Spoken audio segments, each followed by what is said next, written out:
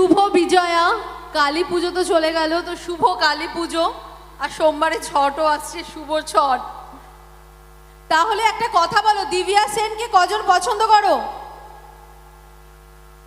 বলছে না। আচ্ছা, পরশুরাম কজন দেখো? তাহলে নন্দিনীকে তো তোমরা পছন্দ করো। তোমরা এখন জগদ্ধাত্রী দেখছো তো? দিব্যা সেন ইজ ব্যাক, দেখেছো তো? তা তোমার মনে হচ্ছে যে আমি অসুস্থ? একদমই না। আমি তো আজকে একটা সিন করে এলাম, এমন একটা কিছু করছি খুব তাড়াতাড়ি, তোমরা দেখবে কাল পরশুর এপিসোডে দেখাবে। আমি একদমই অসুস্থ না, কিন্তু অভিনয়টা অসুস্থ করছি। 2 মাস জেলে ছিলাম আমি, হ্যাঁ 2 মাস। এবার তো বেরিয়ে কিছু একটা করতে হবে। আচ্ছা, একটা কথা বলো, নন্দিনীকে কাদের কাদের পছন্দ? সবার। কিন্তু দিব্যা সেনের বেশি ফ্যান আমার মনে হয়, তাই না? জোরে জোরে। আমার কাছে কিন্তু নন্দিনী থেকে দিব্যা করতে বেশি ভালো লাগে, মানে শয়তানিগুলো করতে আমার বেশি মজা লাগে, তাই জন্য দিব্যার চরিত্র করতে আমার পার্সোনালি খুব ভালো লাগে। নন্দিনী ডেফিনেটলি ভালো, বাট স্টিল দিব্যার ওই বদমাশি, ওই ফোন কল, ওর মতো আমার মজা কিছুতেই আসে না। পুজো কেমন কাটলো তোমাদের? ভালো? কালী পুজো আমাদের তো, আমি অ্যাকচুয়ালি নৈহাটির মেয়ে, আমি কাজের সূত্রে কলকাতায় আছি 15 বছর ধরে, বাট নৈহাটিতে বড় মার নাম কে কে শুনেছ? সবাই? এত ফেমাস জায়গায় আমি থাকি। আমি অ্যাকচুয়ালি বড় মার ওখানে থাকি, যারা যারা ওখানে থাকে তারা জানে, মানে একদম বড় মা যেখানে মানে মন্দির যেখানে পুজো হয় তার ঠিক 2-3টে বাড়ির এই সাইডে থাকি। আমাদের ওখানে 5 দিন বেরোনো যায় না, এত ভিড় এত ভিড়। জেন্ডারি যারা নৈহাটিতে থাকে 50% বাইরে ঘুরতে চলে যায়, কেন সব দিকেই বাধা, বাজারে যেতে পারবে না, এইটা করতে পারবে না। সবার কাছে একটা করে কার্ড দিয়ে দেয়, সেই কার্ড দেখিয়ে, আধার কার্ড দেখিয়ে দেখাতে হয় যে এখানেই আমরা থাকি, তাহলে গাড়ি নিয়ে যেতে দেবে, নইলে এত হাঁটায় এত হাঁটায়। কিন্তু সবার, আমার এটা খুব ভালো লাগছে যে বড় মা সবার এখানে, মানে এখানেও বড় মা জানে, তাই তো? গেছো কেউ ওখানে? তুমি নৈহাটি গেছিলে এই পুজোতে? ক কিলোমিটার হেঁটেছো? হ্যাঁ বলছে এরোপ্লেন নিয়ে গেছি, সরাসরি এরোপ্লেন নিয়ে চলে গেছি। এই ভিড়ে সিরিয়াসলি তুমি নৈহাটি গেছিলে? হ্যাঁ, আগের বছরে? ও পুজোর 2 দিন আগে। তাই বলছি যে পুজোর সময় তো বিশাল হাঁটতে হয়, মানে অন্তত 4-5 কিলোমিটার হাঁটতে হয়।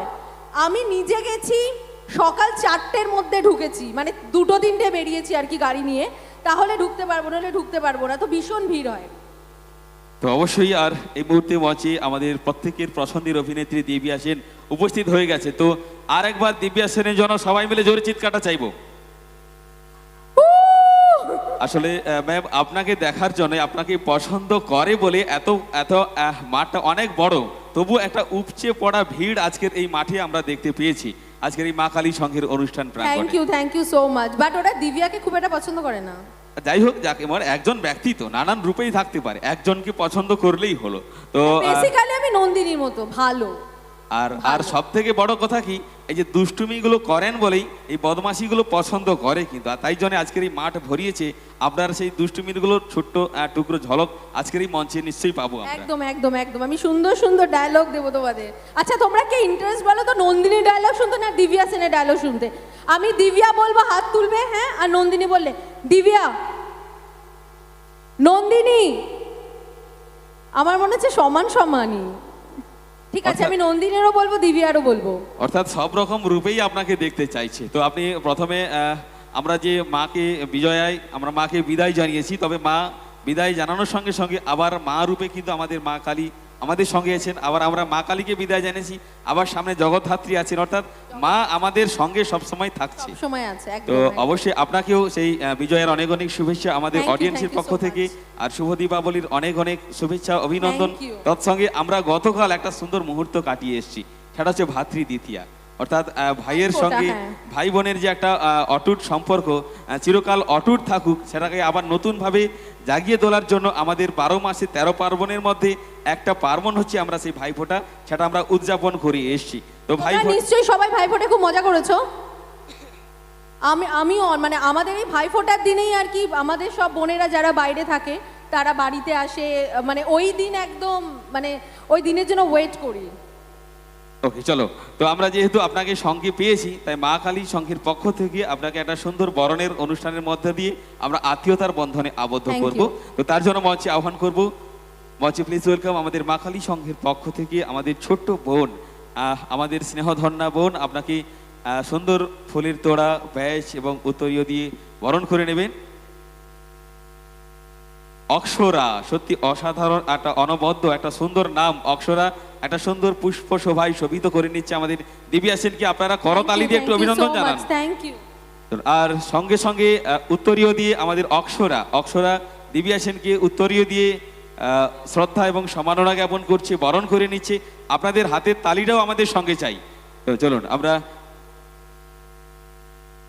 এবারে মঞ্চে তো অভিনেত্রীকে পেয়েছি, আর অভিনেত্রীকে পাওয়া মানেই আমরা নাচ গান গল্প আড্ডা সব মিলিয়ে একটা হই হুল্লোড়, নাচে গানে ভরপুর একটা পরিবেশ আমরা এই মুহূর্তে মঞ্চে নিশ্চয়ই উপহার পেতে চলেছি, তাই তো ম্যাম? একদম একদম। আচ্ছা, প্রথম পারফরমেন্স আমরা কি পাচ্ছি আজকের মঞ্চে? গান নাকি ডায়লগ তোমরা বলো। আচ্ছা, আপনারা যেমনটাই চাইবেন আমরা তেমনটাই করব। আপনাদের চাহিদাটা বলুন একটু সবাই জোর করে। আর গান পরিবেশন শোনো, আরেকটা কথা তোমাদের এটা মাথায় রাখতে হবে, আমি কিন্তু অভিনয় করি, হ্যাঁ, গানটা তোমাদের এন্টারটেনের জন্য করি, তাই জন্য আমাকে জাজ করবেন আগে থেকে। আমার সাথে তোমরাও গান গাইবে, বুঝতে পেরেছো? ডায়লগটা আমি ফাটিয়ে দেবো, কিন্তু গানটা সেকেন্ডারি, ওটা শুধুমাত্র তোমাদের জন্য আমি চেষ্টা করি পুরোটাই। আচ্ছা ম্যাম, কি বলুন তো, আমরা যখন কোনো দেবতার কাছে কোনো কিছু অর্ঘ্য দিই, সে কলা হোক বাতাসা হোক যাই হোক না কেন, দেবতার পায়ে যখন চলে যায় ওটা প্রসাদ হয়ে যায়। তো আজকের আপনার কণ্ঠে গান যেমনটাই হোক আপনার কণ্ঠ থেকে বেরোবেই মানে আমাদের প্রত্যেকের আচ্ছা, প্রাণে। তুমি যেরকম মিষ্টি মিষ্টি কথা বলছো, তুমি বাড়িতেও বউয়ের সাথে এরকম মিষ্টি মিষ্টি যেরকম করে রান্না করব আমি সেরকম করে খাবো। তোমার হাতে রান্না মানে ভগবানের প্রসাদ। আসলে আমি সেই সুযোগটা পাই না বলে আজকে সুযোগ পেয়েছি, তো বাড়িতে সেই সুযোগটা পাই না। আজকের সেই সুযোগ আছে তোমার বউ? আর নন্দীগ্রাম থেকে এ পর্যন্ত এসেছি, বাড়িতে ছেড়ে এসেছি।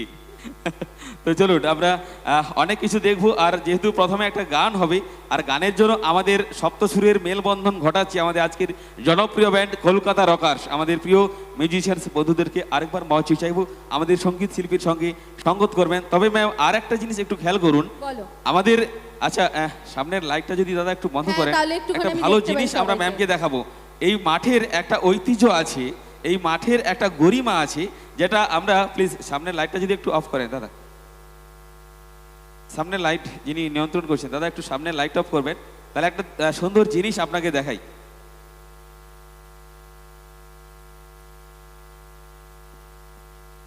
তো আমরা সামনের লাইটটা অফ করলে একটা অসাধারণ দেখতে পাচ্ছেন, লাল নীল সবুজের নানান সমাহার বেলুন।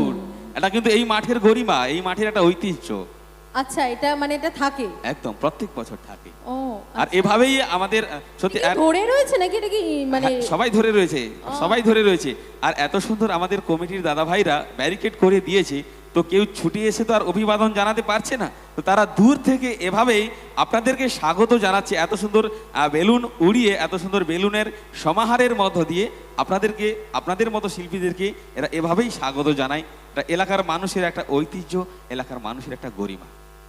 বাহ, এটা কিন্তু খুব মজার, মানে এটা আমি সত্যি কোনোদিনও দেখিনি।